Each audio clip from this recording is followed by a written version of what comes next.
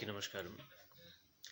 ఈరోజు ఉదయాన్నే నేను ఒక విషయం తెలియజేసుకున్నాను. ఎందుకంటే ఈ మత సామరస్యత అనేది తగ్గుతూ వస్తుంది. దీని గురించి రెచ్చగొట్టే విధంగా ఒకళ్ళు మొదలు పెడితే మరొకరు సమాధానం చెప్తూ అదే ద్వేషాన్ని పెంచుతున్నారు. ఆల్రెడీ కరోనా లాంటి మహమ్మారి వల్ల ఆర్థికంగా, అన్నిటికన్నా ముఖ్యంగా ఆర్థికంగా చితికిపోయి, ఆ తర్వాత కుటుంబ సభ్యుల్ని పోగొట్టుకున్న వాళ్ళు ఉండి ఎంతో బాధలో ఉన్నారు సమాజం. ఇలాంటి సమాజంలో, ఇలాంటి సమయంలో ఈ మత విద్వేషాలను అనేది కూడా ఒక అవకాశంగా తీసుకొని దేశాన్ని విచ్ఛిన్నం చేయడం కోసం కొన్ని వర్గాలు ప్రయత్నిస్తున్నాయి. ఇందుకోసం ఒక ఇండియన్ హ్యూమనిస్ట్ అని చెప్పేసి అసలు మతం అనేదే తప్పు అనే విధంగా కూడా మాట్లాడడం జరిగింది. ఈ విషయం మీద నేను కొన్ని విషయాలు చెప్పాలి. తెలుసుండి చెప్పకపోవడం తప్పు. అందరి మౌనం, 100 కోట్ల మందికి పైగా ఉన్న జనాభా మౌనం వహించడం వల్ల చాలా తక్కువ మంది ఎవరైతే విద్వేషం చేయాలనుకుంటున్నారో వాళ్ళు దాన్ని పెంచుకుంటూ పోతున్నారు. ముఖ్యంగా మీకు తెలుసు, మీ అందరికీ ఈ వీడియో చూస్తున్న అందరికీ తెలుసు, మీ పిల్లలకి ఎలాంటి ఎడ్యుకేషన్ ఇవ్వాలి అని, ఈ సమాజం ఎలా ఉండాలి అని. కానీ దాన్ని ఎదిరించే ధైర్యం మాత్రం మీకు లేదు. ఎందుకంటే మీకు బాధ్యత లేదు. ఈ సొసైటీ నాది అనే బాధ్యత లేదు. ఏదైనా తప్పు జరుగుతున్నప్పుడు దాన్ని పెంచి పోషించడం అలవాటైపోయింది సొసైటీకి. మీరు దీన్ని తీసుకోకపోవచ్చు, కానీ మీకు స్ట్రైట్గా ఒక విషయం చెప్తున్నాను. రైట్ ఫ్రమ్ గవర్నమెంట్ కూడా ఈ సొసైటీలోనే ఒక భాగమే. మన కోసం మనకి ఏర్పరచుకున్నది. We have made this government.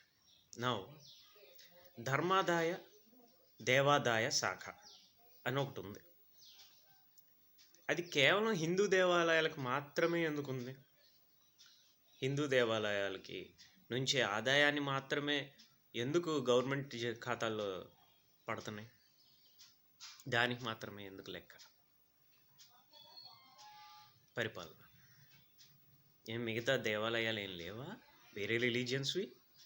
లేక అవి దేవాలయాలు కావా? వాటికి లెక్కలు ఉండవా? వాటికి ఫండ్స్ ఎక్కడి నుంచి వస్తున్నాయి? ఫండ్స్ ఎలా ఖర్చు పెడుతున్నారు? అసలు ఏం బోధిస్తున్నారు? మత సామరస్యమా లేక మత విద్వేషమా? ఇది చూడాల్సిన బాధ్యత ప్రభుత్వానికి లేదా?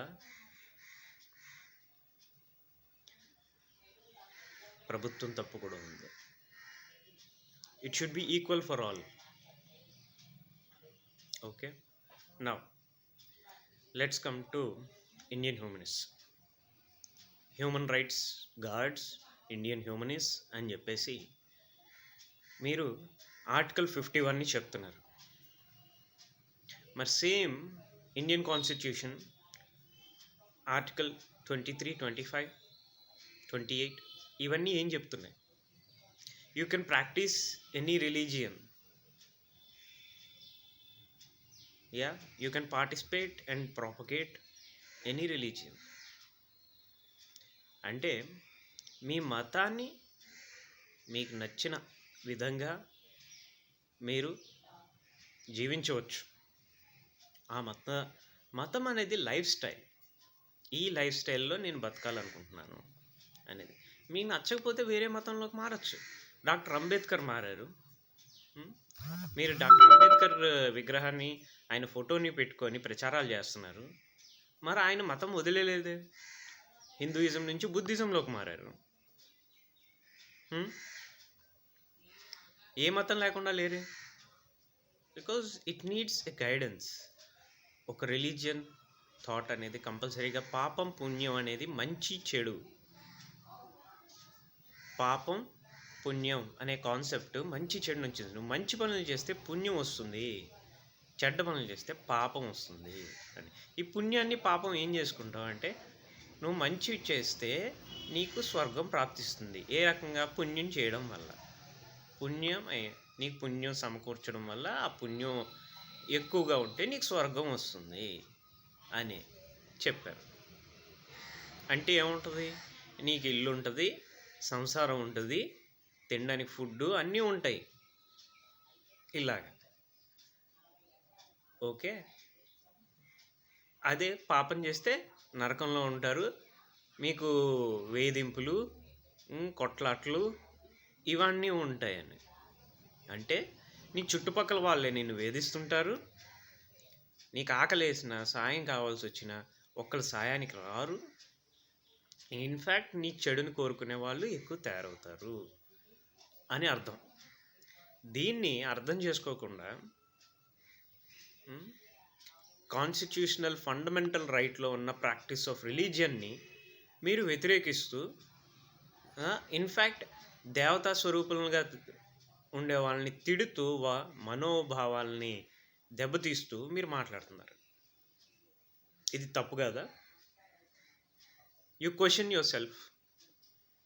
ఒక మతం వాళ్ళు మా మతం మాత్రమే ఉండాలి, మరో మతం అంతరించిపోవాలి అనే విధంగా ప్రవర్తిస్తే ఎంత తీవ్రవాదమో, అసలు మతమే ఉండకూడదు అని చెప్తూ ఆ దేవుళ్ళని వ్యతిరేకించడం కూడా అంతే తీవ్రవాదం.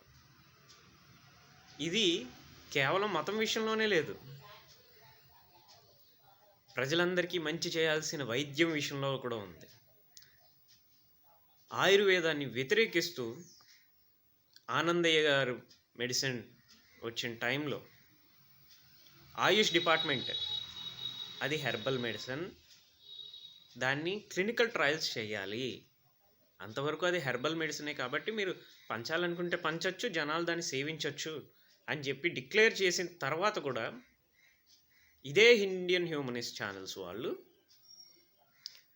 దాన్ని వ్యతిరేకించాలి, బికాజ్ ఇట్స్ నాట్ సైంటిఫిక్ అన్నారు. సైన్స్ అనేది ఏంటి? Science is the research of existing thing, already ఉన్నదాన్ని ఎందుకు పనికొస్తుంది అనేది మీరు సైంటిఫిక్గా ఒక డేటాని తయారు చేయడం. That doesn't mean it doesn't exist. మీరు సైంటిఫిక్గా దాన్ని క్రియేట్ చేసిన తర్వాత మాత్రమే అది ఎగ్జిస్టెన్స్లోకి వస్తుంది in this creation, in this world అనేది మూఢత్వం. Science can only change a substance, its form. ఒక ఫామ్ నుంచి మరో ఫామ్లోకి మారుస్తుంది. ఎంత దారుణంగా తయారయ్యారంటే అది నిజమో కాదో తెలీదు కాబట్టి మనం వ్యతిరేకించాలి దీన్ని. క్లినికల్ ట్రయల్ జరగలేదు కాబట్టి మనం వ్యతిరేకించాలి. ఆ ధ్యాస మీరు క్లినికల్ ట్రయల్స్ జరిగే విధంగా మనం చూడాలి. దాంట్లో నిజం ఉంటే, దాంట్లో జనాలకు పనికొచ్చేది ఉంటే దాన్ని ఇంకా ఎక్కువ చేయాలి అని చెప్పేసి ఎందుకు ఆలోచించకూడదు? ఒక మతంలో ప్రాబ్లమ్స్ ఉంటే అవి మాత్రం తొలగించి ఆ మతాన్ని శుద్ధి ఎందుకు చేయకూడదు? అలా ఎందుకు ఆలోచించకూడదు? Why you are not practising in to constructive mode, only destruction?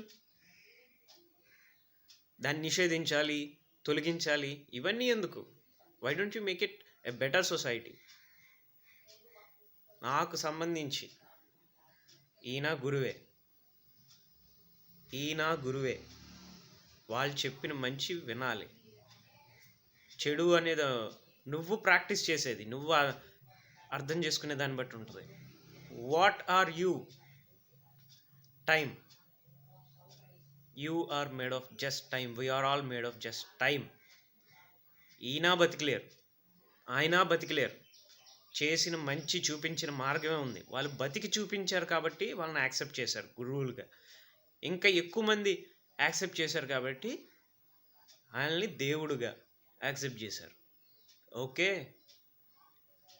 వాళ్ళు చేసిన మంచిని గుర్తించి మంచి మార్గంలో మనం పయనించాలి, నలుగురికి